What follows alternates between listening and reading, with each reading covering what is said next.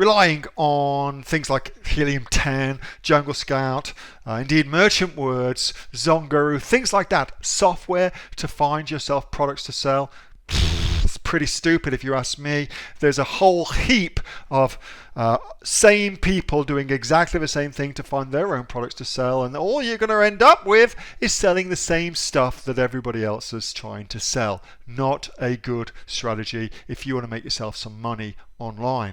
So what do you do instead? Well, you've got to get creative. You've got to come up with different ways of finding product ideas. Now, I'm going to show you right now a really great one that you can do that's free. If any two things are exactly the same, one of them's not required, okay? So here's a way to come up with product ideas for your business. I'm going to use Etsy for that. I really like Etsy. I was only shopping on Etsy this weekend for some planters for my garden, which are very, very good. And they're on their way to me now. So what you want to do is you want to come here and just pick a particular category, okay? Pick a category that you like. So if I do outdoor furniture, okay? Let's do that one. I'm going to show you a couple of ideas I came up with.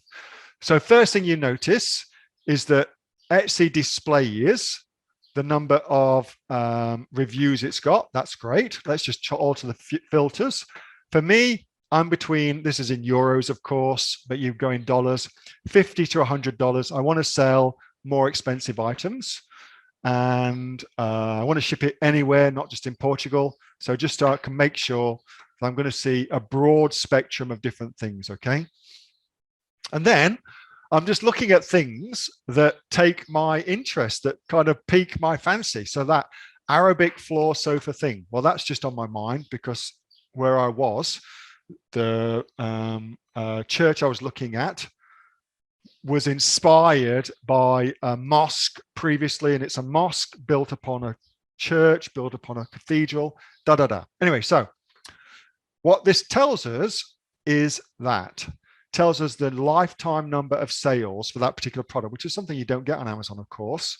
So we're able to see at a glance if this thing actually sells, if this thing actually does it sell. If it does, great, we've got this, we can take it as a product idea. I was doing this earlier. I also found these. Again, you could probably see my recent trip to Spain, to Toledo, has influenced what's standing out to me. And I also found this, which I thought was really cool as well. I thought it's a brilliant toy. And this kids furniture is a super cool category. How cool is that? So once you find something in here, let's just go take a look now. So now I've got some ideas. Now I just go to Merchant Words, and I'm just going to go search for kids furniture in my particular marketplace. And now I just want to see if there's a demand for it, okay?